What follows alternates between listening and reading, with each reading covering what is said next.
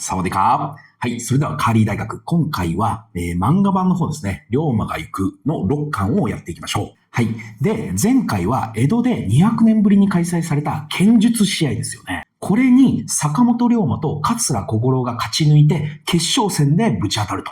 でね、これはもう結論から言ってしまいましょう。坂本龍馬が優勝するんですよ。ただし、これは念のために言っておきますけれども、実際はというと、これは諸説あるんですよ。ね、もう何年に発見された文書では、3対2で桂小五郎が勝ちと。そういった記録もあるくらいなんですが、とにかくこの龍馬が行くの物語としては、坂本龍馬の優勝と。するとね、最後にこの剣術試合を開催した土佐の殿様、山内容堂がこう言うんですよ。双方、見事な試合であった。二人とも、なお一層修行に励むがよい。そう言い残して山内容堂はその場を去るわけなんですけれども、その後、側近にこんなことを漏らすんですよ。後藤、あの豪士の鉄砲好きは類のない壮大なものであったの。御意、豪士の子には欲しい腕でござります。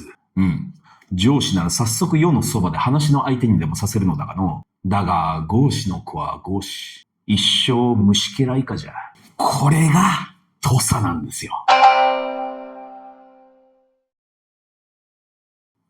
はい。ともかくもこうして、龍馬の名は一気に世間に広まります。もうね、龍馬を訪ねてくる人がもうひっきりなしでやってくるんですよ。特に土佐の人ですよ。国元からおまんを神のように崇めちょる新顔がだいぶ来ちょる。わしの顔を立てると思って一遍来てくれ。ということで、普段は千葉道場で暮らしている龍馬は、竹地半平太から土佐藩邸に来てくれと言われるんですね。で、龍馬は土佐藩邸に行きます。坂本先生もう大変な人気なんですよ。そりゃそうですよ。200年ぶりに開催された剣術大会。これに優勝したということは、事実上日本一の剣士なんですよ。さらにはこの時、龍馬は江戸にやってきてすでに5年が経ってるんですね。実際にこの龍馬も江戸にいられる期間というのが終わりが近づいてきてるんですよ。龍馬と同じ頃に江戸にやってきた人たちはみんな土佐に帰ってるんですよ。いわば竹地半平太と坂本龍馬が江戸に来ている土佐者の中では一番の古株になってるんですね。龍馬から見たら年下の連中がもう何十人もいるような状況ですよ。確かにみんな若いの。年を取ったもんじゃ。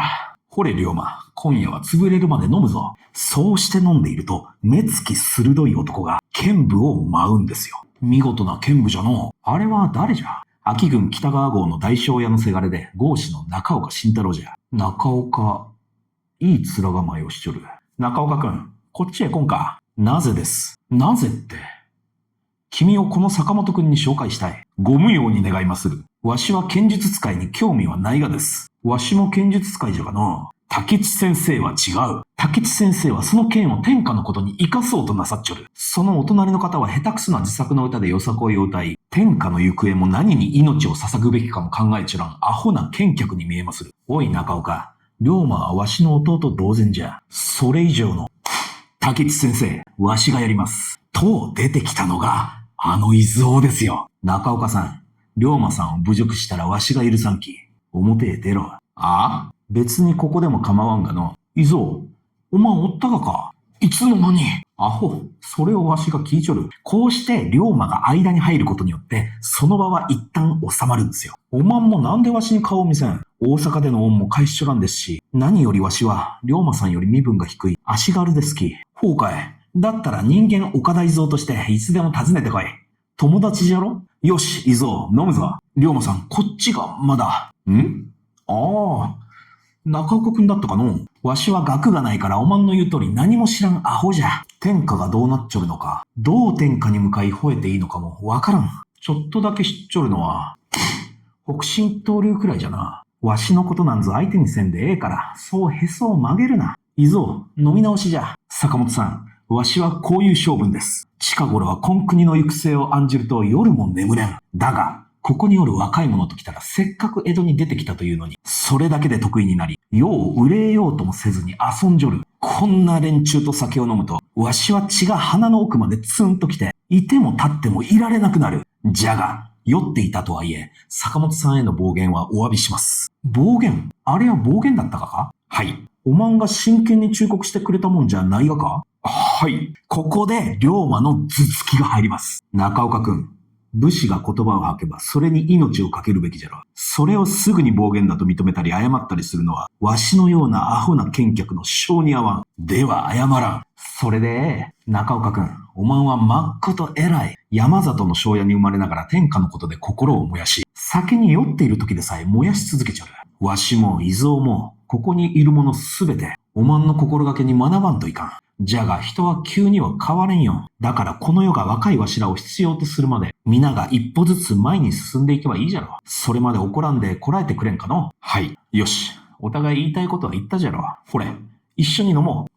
はい。これが龍馬が行く漫画版での坂本龍馬と中岡慎太郎の出会い。結構ね、この龍馬が行くの中では、見どころなシーンであります。で、この後、竹地と中岡慎太郎が話し合って、二人して龍馬を教育していくんですよ。まあ、ここでは時世を解いていくんですね。例えば、この頃の出来事といえば、なんといっても通商条約問題ですよ。最近、大老となった井伊直弼が、本来ならば京都にいる天皇の許しがないとできなかったものを、その許しも得ずに、勝手に通商条約に調印してしまうんですよ。まあ、このくだりは他の作品でも何度も解説しておりますんで、ここでは深くは語らないですが、そういった世の中の動きというものを龍馬に仕込んでいくんですよ。そうしているうちに龍馬の留学期間が切れて、いよいよ土佐に帰ろうとするときも、竹地と中岡は龍馬を止めるんですよ。そんなね、藩の届け出なんてわしが何とでもするから、おまんは江戸に残れと。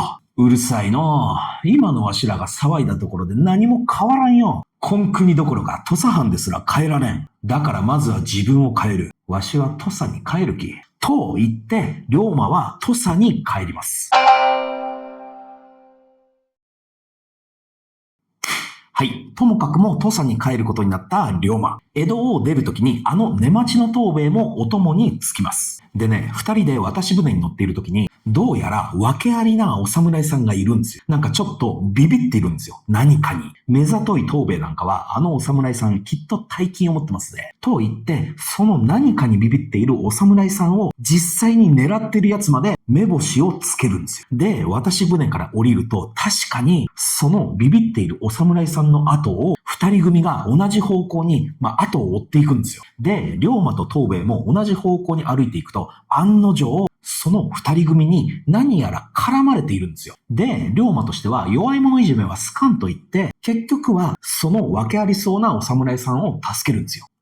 はい。この訳ありなお侍さんの名前は、水原播磨之助。三条実継の家臣なんですよ。三条実継っていう人は、このようなお人ですね。要するに、偉い苦行さんですね。公家であります。そして、ここでわかるのが、お田津様。ねえ、お田津様、覚えてますか？そのお田津様が次女として仕えているのが、今日の三条家なんですよ。はい、ここで繋がってきましたね。龍馬としても運命的な縁を感じたんでしょうね。そのなぜか狙われている水原播磨之助を今日まで送り届けることを約束するんですよ。では、なぜその水原は狙われているのか。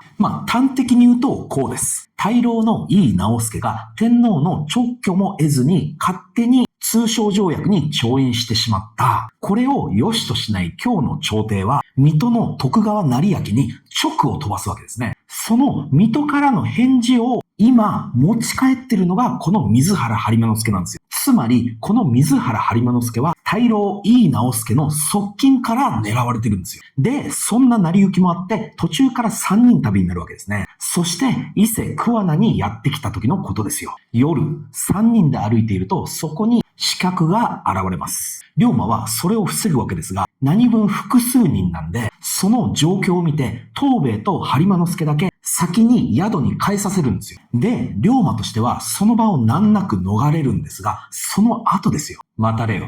一つ尋ねるが、坂本龍馬殿かと言って現れたのが、元千葉道場の塾頭、鹿田伝兵衛という人なんですよ。要するに、江戸の千葉重太郎さんが、親切心で坂本龍馬っていう人が、今、土佐に帰る途中、そっちに向かってるから、世話してやってくださいという手紙を送ってきてたみたいなんですよ。だから、鹿田としては、船着き場の役人に頼んで、坂本龍馬らしい人を見かけたら連絡をくれと、待っていたと言うじゃないですか。でね、話の流れで、この鹿田伝兵衛がやっている道場に、龍馬は呼ばれるわけですよ。稽古をつけてくれと。で、その流れで、その道場で一晩過ごしちゃうんですよ。そうして明朝、龍馬が宿に戻ると、藤兵衛と播磨之助はいない。そりゃそうですよね。一晩ずーっと心配で待っていたのに、結局朝になっても帰ってこないんですから。二人は先に出発しちゃうんですよ。でね、そこは出待ちの藤兵衛。なんせ全国を渡り歩いている泥棒ですから。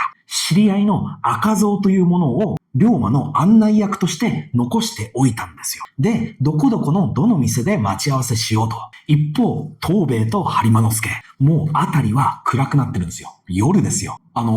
ちょっと用を足したいんだが、小便ですかい？足はそこで一服してますんで、橋の下でやったらいいですね。そして播磨之助が立ちションベンをしているところに、やっとお一人になられましたな。水原播磨之助。と言って、刺客が現れるんですよ。旦那、二人はまだついていないらしい。わしらが追い越したかいの？いや、藤兵衛に限ってそれはね、なんだか嫌な予感がしやすね。といった時に場面が変わり、橋の下では男がうつ伏せになって倒れてるんですよ。しかも背中には剣が刺さっている状態。夢見ていますか？この国の未来をもがいていますか？明日を生きるため志高く駆け抜けた同士の